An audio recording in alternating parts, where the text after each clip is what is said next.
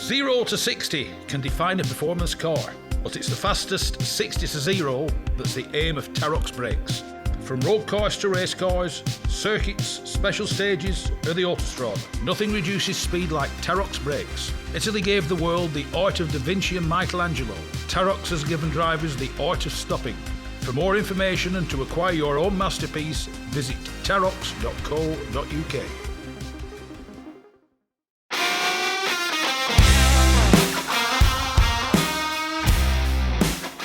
Yes, it's me, Mike Stone, and this is the Backseat Driver podcast. I'd like to introduce to the Backseat Driver radio show a young man called Dwight Mitchell of Mitchell & Son Additive Manufacturing. Their speciality, amongst other things, is reproducing obsolete parts for classic cars, but they reproduce them using the latest 3D printing technology. And one of their first projects was the reversing light lens for a London bus. Good morning, Dwight. Welcome to the Backseat Driver radio show. Good morning, and thank you for having me on board. It's a good pleasure. to be here. How did all this come about? I'll just give a very short, brief history. I did my apprenticeship as a mechanic, and I've been in the engineering field for many years. And 3D printing kind of is a technology that was started in the mid 80s, but in the last 5 or 6 years has become more commercialized. Yeah. So working in the engineering field, a lot more people started becoming more interested in 3D printing. So I set up I set up a business 2019 doing for 3D printing and web design, and I just put out my feelers there, put out a few surveys of what the classic car market is, what's the biggest issue with spare parts and all that kind of stuff. Yeah. Anyway, just kind of putting myself out there. I had a contact from Route Masters. They've got a problem where a lot of the buses, when they're reversing or they're driving around town, their indicator lights get damaged. So he just asked me. He said to me, "Can you have a look at this and redraw it for us and redesign it?" So it's kind of happened in that regard. It's just putting my feelers out there, contacting the classic car market, and because obviously I know one of the biggest issues when you've got a car that's 20 years plus old, or even 15 years plus, getting hold of spare parts is sometimes very, very hard to come by, and it can be quite expensive. So 3D printing, I think, is just a natural progression into trying to fill that obsolete part, the spare part gap. But it's providing a service where people can get the parts remade at a reasonable rate and a reasonable price in very good quality material. Yeah. I mean, I conclude you will start with an original part for you to be able to scan it or draw it and input it into the computer in the first instance. So you have to have the original part to start with, I conclude. But yes, I mean that is probably the ideal, is to have an original part, and then I can create a model from that. A lot of the times, what I do get is because when a lot of the times when people do give me a part, it's because it's been damaged over time, because it's wear and tear of the stuff. So it's a lot of the time it's quite worn parts that will come to me, and I'll have to then. It's just redrawing, getting the dimensions back. So as many dimensions as I can have of a part, I can. And there are a number of parts that I've had to just draw from an image. So people will take an image or they'll find something on the internet, and as long as I can get as many dimensions as possible, I'm able to redraw that in CAD, because we use Fusion 360 as our design software, to redraw that, and then it's reproducing it. I think sorry. So no, carry on. No, I'm saying I think the beauty about having being able to redraw these in CAD and create 3D models is because, for one, the stock will never run out, because once you've got a 3D model, you've got that for life, or Yeah. as long as that technology is there. And with 3D models, again, you don't necessarily only have to 3D print with that, because any CNC machine can read a 3D model. Once you've got that 3D model, Yeah. you give that to a 3D, any CNC machinist or machining company, and they'll be able to then recreate that part from a CAD model, from the 3D model, which makes it so much more exciting than in the past when it was just 2D drawings. Yeah.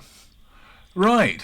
I mean, I conclude for 3D printing, what sort of materials can you use? I mean, you mentioned CNC, so I conclude that can be reproduced in metal. I conclude the world is your oyster as to what you can reproduce these parts from.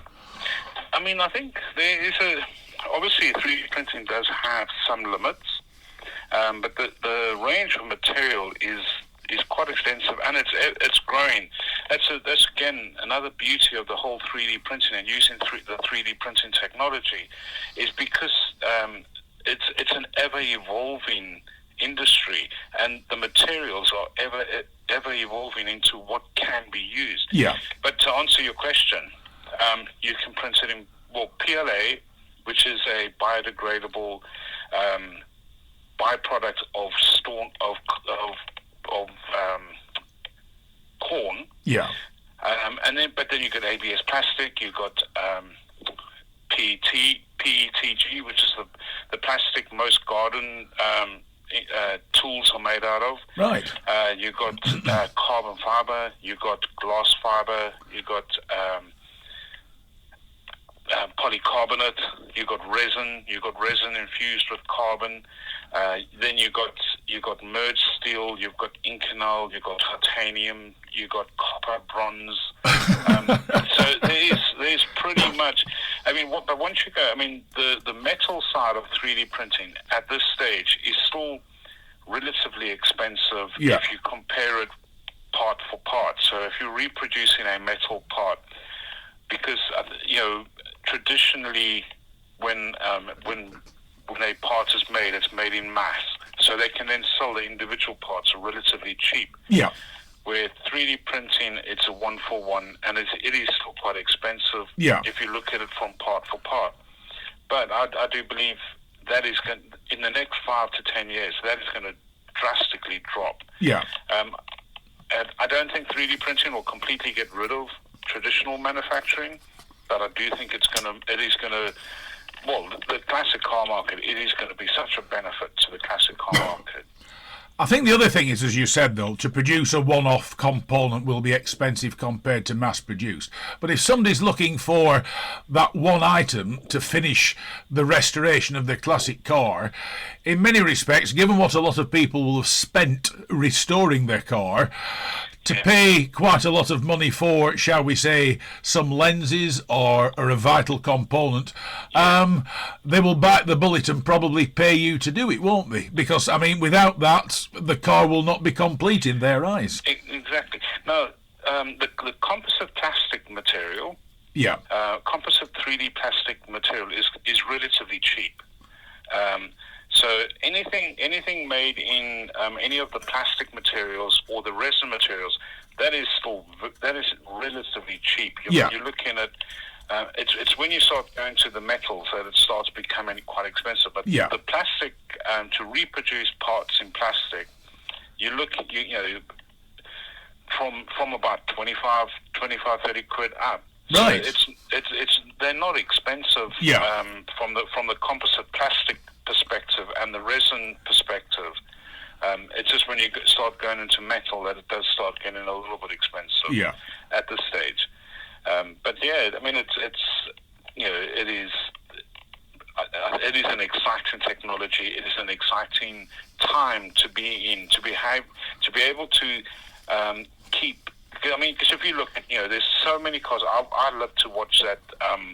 Barn finds. Yes. Where people travel around the country and around the world, and they find these beautiful classic cars stuck in a bush or in a barn or somewhere. And you think, oh my days, that is heritage. That is beauty. You know, the thing is, I find that excites me about it is the fact that you know, those old cars nowadays, it's all electronic, especially as we start moving to more of electrical cars. Yeah. But the older cars were, to me, is engineering excellence, and to be able to have those things as a heritage, something that we could still show our grandchildren, and you know, and say, look, this is what they drove in 1940 or something like that. I mean, I was having a chat with a group of people the other day, and they were all getting excited over this whole electric car thing. I said to them, but do you realize the first electric car went into mass production in 1870? Yeah. It's like, oh wow, no, we didn't know that.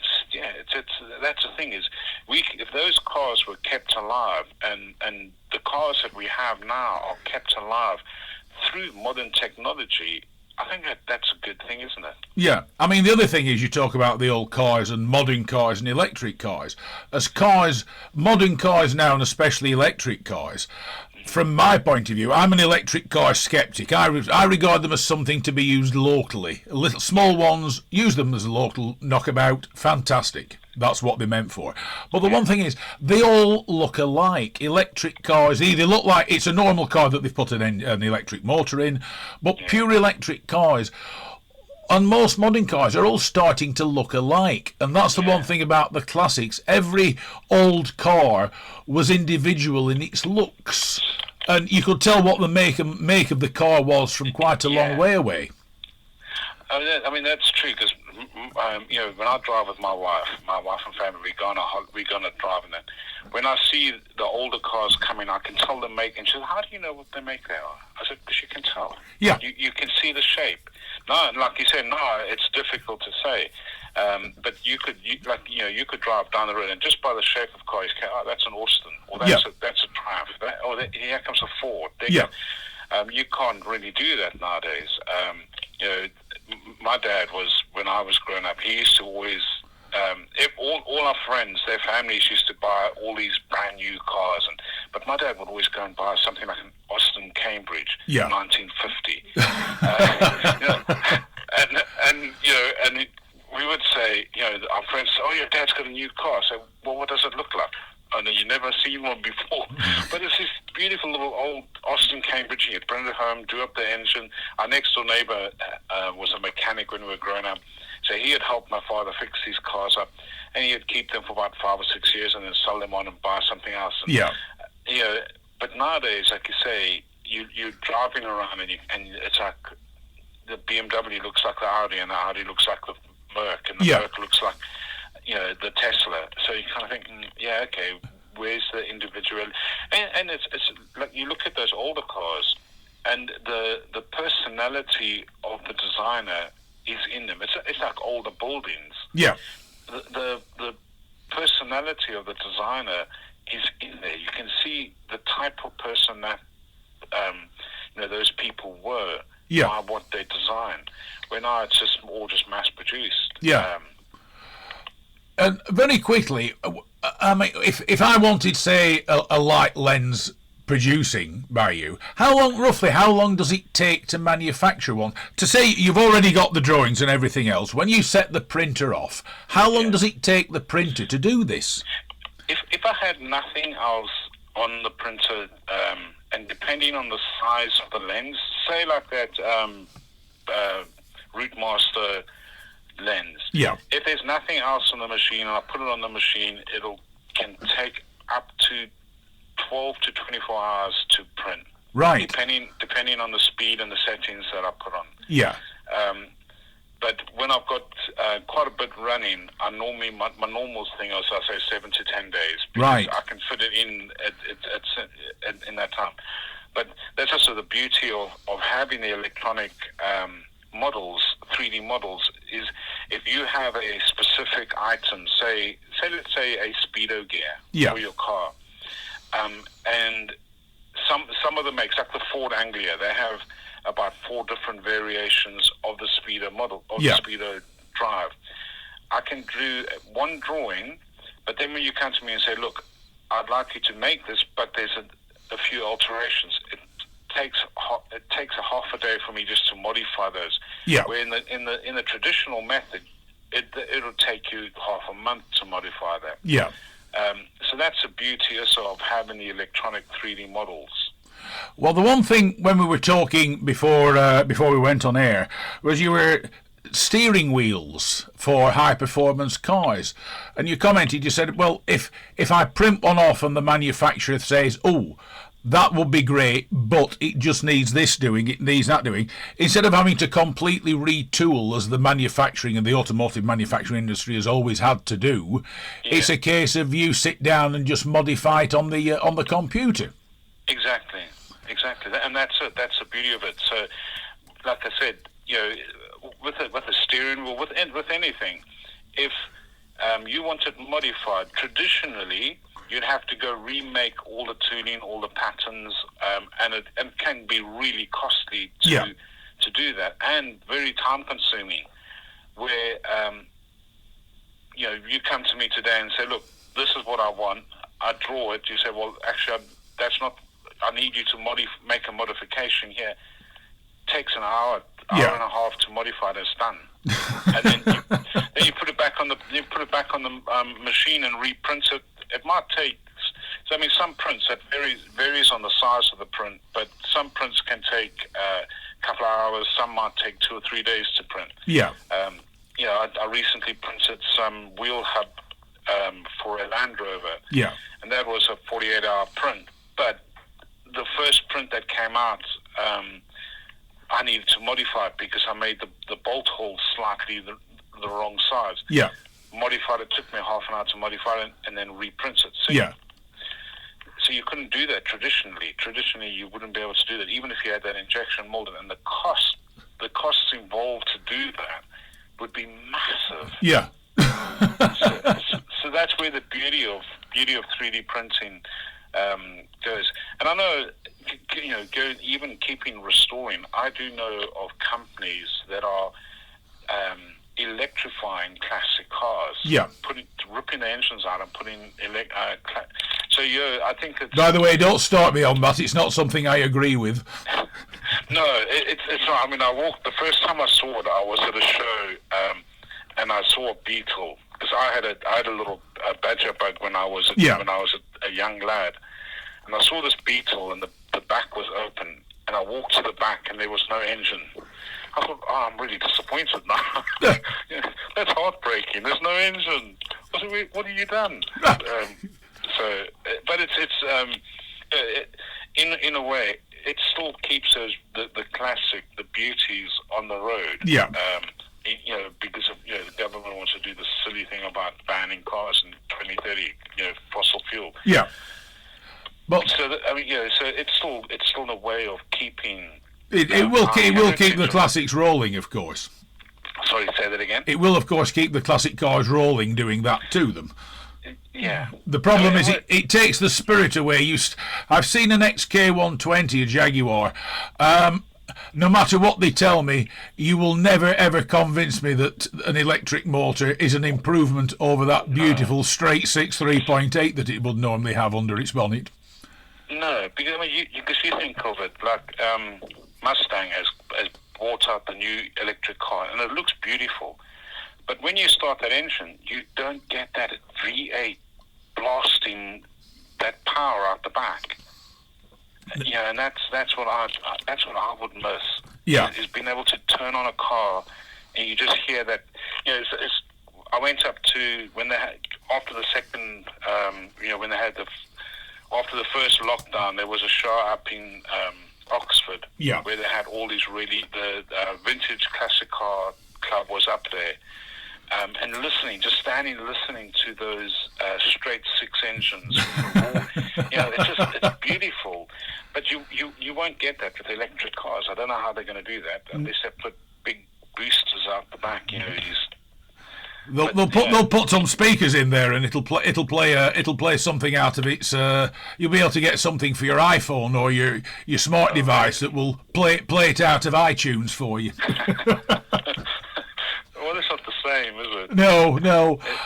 It's not the same. But I notice you mentioned Mustangs. You're a Mustang man, aren't you? Well, I'm a trade supporter for Ford Mustang, and I'm also a trade supporter for the Federation of British Historic Vehicles. So I don't actually own a Mustang, but I do love them. Yeah. I do love my dad. Again, my love for Ford is always coming from my father, because one of the things he always loved was Cortina. Yeah. So he most of our lives, he always had an old Ford Cortina. And it's a beautiful, big, straight six engine, beautiful sounding. When you stand behind it, the power of the engine pumping on your chest. Yeah, that's what I love about the old, especially the straight six or the V8s, the V12s, those massive thumping. I just love it. My wife hates it, because if we're going down the road, and we come to a traffic light, and a V8 or V6, or even a Harley Davidson pulls up next to us, I turn the radio off and I open all the windows. She says, "What are you doing?" She says, "What are you doing?" I said, "Shh, I want to listen." Or if you go through a tunnel, if you do something, if a V8 comes past you, so say something like a V8 or a V12 Ferrari comes past you in a tunnel, an old one, you slow down and put the windows down just to listen to it come past you. Yeah, my wife's like, "Why are you doing that?" I said, I want to hear. Now, you mentioned like the small plastic gears on an Anglia Speedo drives. I conclude what you reproduce will be a far better quality, because some of these little plastic gears that were fitted to cars in the 60s and 70s were well known for failing on quite a frequent basis. I conclude you take the original and then reproduce it in a material that will give it longevity. It will last a lot longer. Yes, and that's things. Polycarbonates are very, very strong, enduring plastic, and so when it comes to gears, I would reproduce it in a polycarbonate. Yeah. Or there's another plastic which is a very high performance plastic called ASA, which is very similar to it's a polycarbonate, but it's a strengthened polycarbonate. Yeah. So it's got like, I don't have the data sheet in front of me for ASA, but it is a very, very strong, high enduring plastic, and it will last for a very, very long time. And it can withstand relative high temperatures. So obviously not, if you put it, obviously all plastic's going to end up melting if you expose it to too high a pressure. Yeah. But assays are very, very good. I mean, and even taking something like PETG, which I said is like all your plastic, all your garden plastic stuff. Yeah. But you can get PETG, which is infused with carbon fiber, which really gives it a very, very good high tensile strength for a plastic. Because obviously, I mean, and the carbon fiber, it's not carbon fiber strands, it's a carbon fiber dust, right? Which kind of works differently to the carbon fiber strands. So I don't know how much you know about carbon fiber strands. The carbon fiber that I know is what most people are used to seeing, which is like the woven carbon fiber that is then put into an autoclave and baked. But it's like a woven effect. But I'd never heard of carbon fiber dust. Yeah. So what they do, it's the same principle. Yeah. But they will put the carbon fiber in resin. Cure it, and then they grind it to a fine powder dust. Yeah, which gives it that same strength. But when you infuse it into plastic or into another material, it adds the tensile and increases the tensile strength and wear of that. So you've got the same. You end up with very similar strengths to a wrapped carbon fiber. Right. Because obviously carbon. The way you were mentioning it is that when they have to wrap it, because they wrap a tube or wrap a pole in a certain direction, and by the angle of that, it gives it that strength. Where carbon fiber dust probably wouldn't work on a pole or something, but if you're making something small, it really gives it massive strength. Yeah. It does. And I conclude, besides doing it for classic cars, you will be able to take components fitted to modern cars and make them even better. Yeah, I mean, the thing is, I focus on the classic car market because obviously there is a bigger need there to close the spares gap. But I do a lot of bespoke 3D printing for modern cars and for very other, various other people ask me for all kinds of random things sometimes. Yeah. But being able to just close that space gap is my purpose for focusing on the classic car market. Yeah. Because I did a survey about a few months ago within the different classic car clubs to just to see where they are and what their biggest struggle is. Yeah. And their biggest struggle is, one of the biggest struggles that came out was the fact that getting hold of spares, because it is really, really difficult. Yeah. And this is what my desire is to be able to meet that need and to close that gap. Yeah. I mean, are there any components that you think, right, well, I get asked for those a lot, so I will reproduce a few of them and have some in stock? I don't generally hold stock. Right. Because of the fact that 3D printing, I can turn them around in a relatively quick time. Yeah. I don't hold stock. It's just a zero stock holding policy that I hold because of the fact I can make, you give me something to do and you want it by the end of in a week's time. Yeah. I could probably get it to you, depending on the size of it. So yeah. It's not a, I don't think there is no need to hold stock. Right. So, just out of interest, what's the most popular thing you are asked for? The most popular thing is actually little speedo drive gears. So I've had a request from Ford Anglia, where I've got a couple of gears which I'm busy making for them now. I've had the other club's just gone on my head. Here we go. So for the Sunbeam Talbot club, oh, right. Yeah, I've done 2 gears for them. I reproduced some stuff in resin for them, small little gears. Because apparently the Sunbeam Talbot Club, the guy was telling me that most of the Sunbeams now drive around with the electronic speedos because these little speedo drives fail, and there is no replacement for them. Yeah. So I had two of them which I've redrawn. So that is probably the most common thing that people are coming to me and saying, "Can you redraw these gears for me?" So I've had about 5 or 6 different types of gears that I've had to redraw.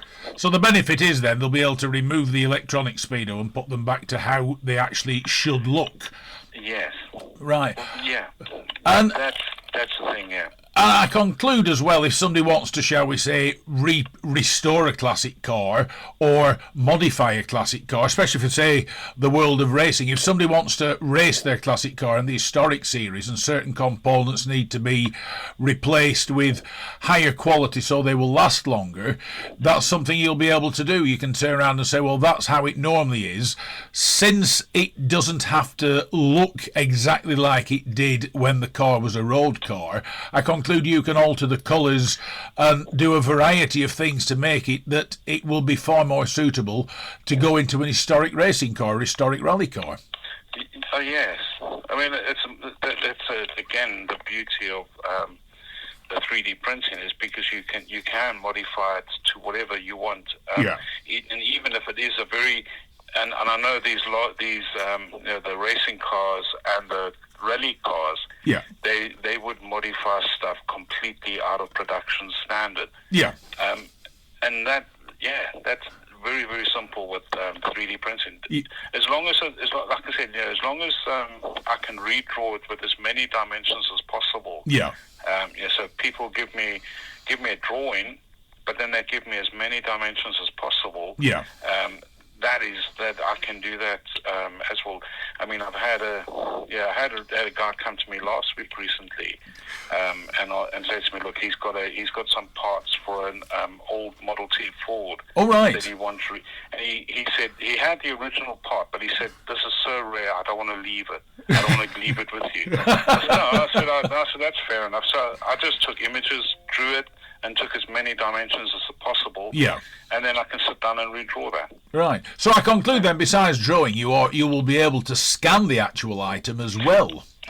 Yes, I do have I have a small scanner, but there are scanners out there which we can then hire and use them for even scanning an entire vehicle. Yeah. Or a complete engine block. So there are 3D scanners out there which can do almost really incredible stuff, and the detail of the scanners is very, very good. Yeah. It picks up minor dimensions or dimensions that are really, really hard to measure properly. Yeah. So the scanning technology is very, very good. I've only got a small scanner because a lot of the parts that I do are smallish parts. Yeah. But it doesn't mean that I can't get hold of other scanners and print and scan bigger, larger parts, even whole cars if necessary.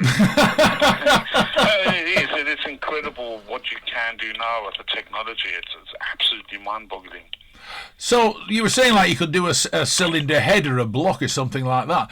I conclude to reproduce shall we say, a modern version of an old cylinder head. Once it's scanned, you'll be able to reproduce it then with, say, the old casting marks in it and things like that. It will look extremely authentic.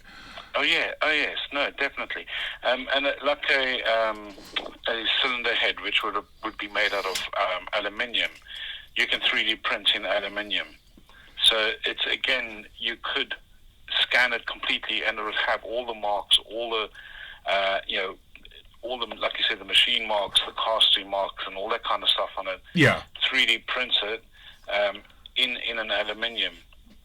So yes, you can 3D print in aluminium, and it will give you the same, and it's the same tensile strength. A lot of people have come to me and they said, is the aluminium that you use for 3D printing the same tensile strength?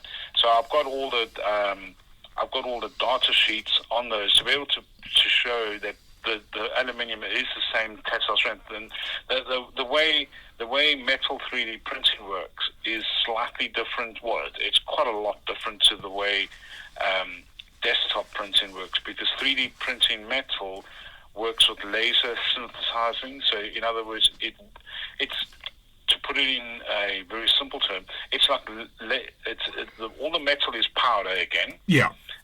And it's like welding all those powder bits together. So it will Right. weld them in layers. Yes, because it uses a very high, extremely high temperature laser. Yeah. Just to laser those all in layers, and does it. No, the good thing, I mean, and people think, well, okay, that's what the benefit of that is. You have, instead of the traditional way where you had loss of material, where you take a big lump of metal, Yeah. and you remove, so you've got quite a high level of waste. Yeah. 3D printing in metal or in plastic or composite, there's very minimal wastage. Right.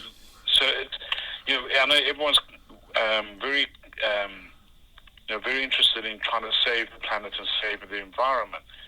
3D printing technology, you have about 80 to 90% reduction in waste. Right. So basically the powders that the printer uses are the equivalent of ink in a normal printer. No. Oh.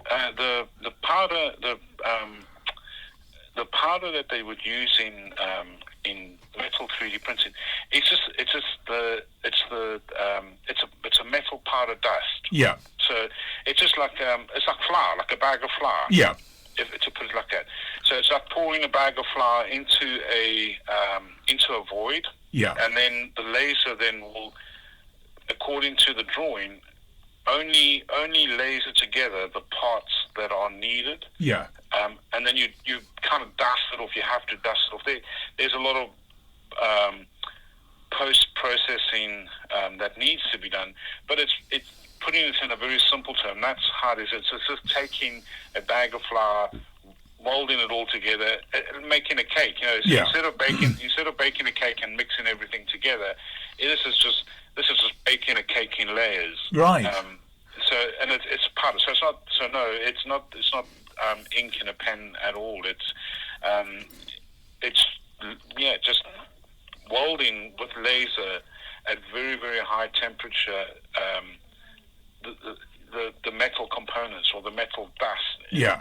That's putting it very simply. I know there's a lot more technical, and there's probably a lot of people who would listen to this and they say it's a lot more technical to it. Yes, it's far more technical and far more in depth than just simply that. But that's putting it very simply.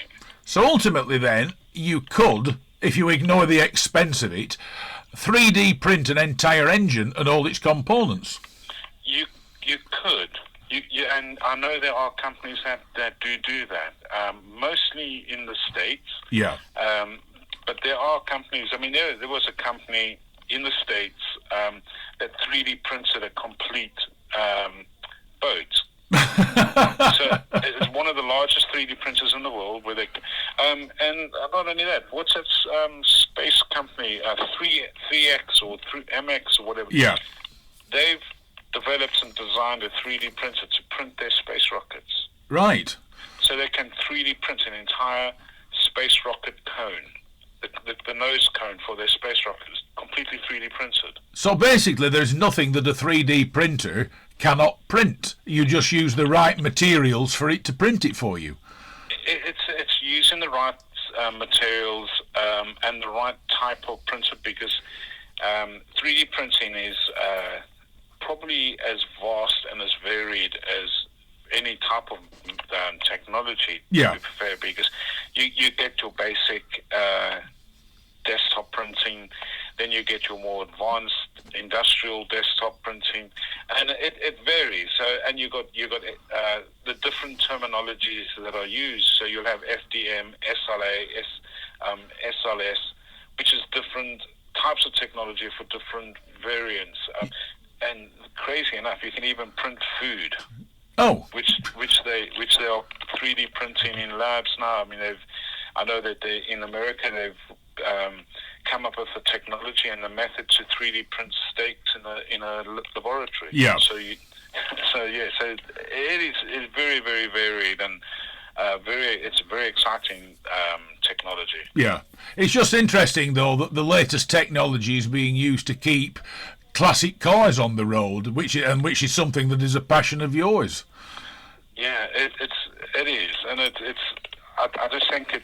Well, I mean, the one thing I love history. Yeah. So I love the biggest thing I love about England is there are so many old buildings around. Yeah. Because it makes the past a reality. Yeah. So being able to keep classic cars on the road and restored to the original standard, it keeps that the reality of those people that lived in that period alive. Yeah.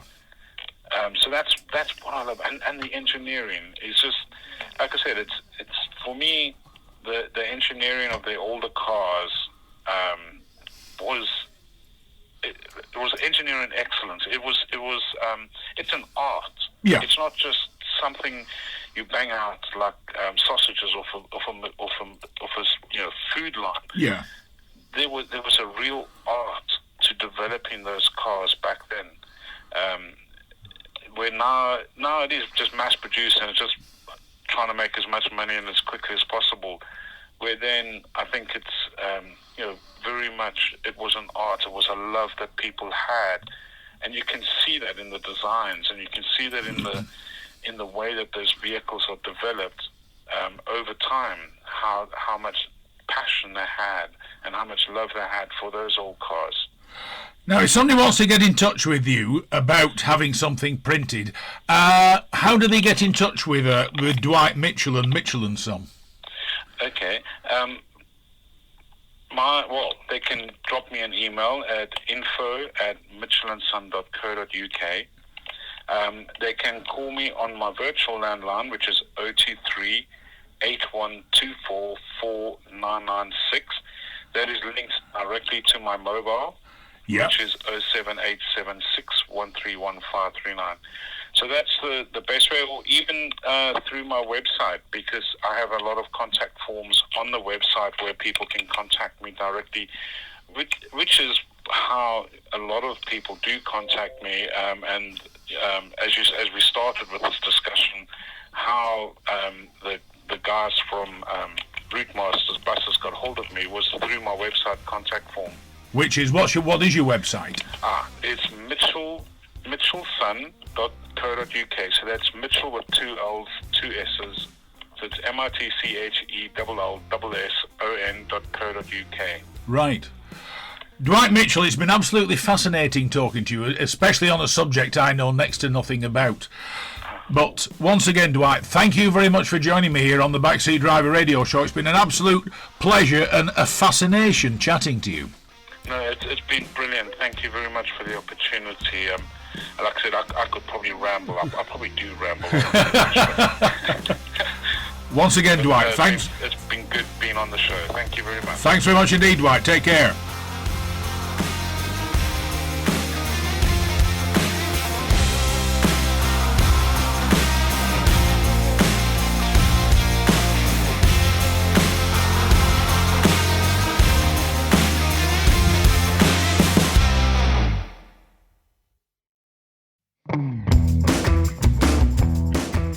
Really beaten on price, never beaten on service. Whether it's cars, bikes or commercials, Hodder Tyres are the best in the business. And when it comes to tyre expertise and advice to supplying the correct tyres for your vehicle's specific requirements, nobody comes close to David Lakin and the Hodder Tyres team.